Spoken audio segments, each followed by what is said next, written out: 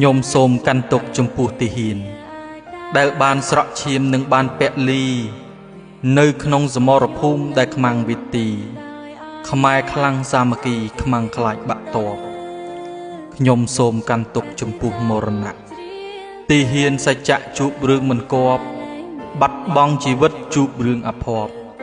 វរៈកងទ័ពខ្ញុំសូមគោរពខ្ញុំសូមកាន់ទុកក្នុងនាមជាខ្មែរក្នុងនាមអ្នកស្នេហាជាតិគ្រប់រូបបិទថ្ងៃចុងក្រោយខ្ញុំមិនបានជួបតែសូមគោរពវរៈជនអង្គអាចសូមដួងវិញ្ញាណក្ខន្ធកាន់សុគតិភព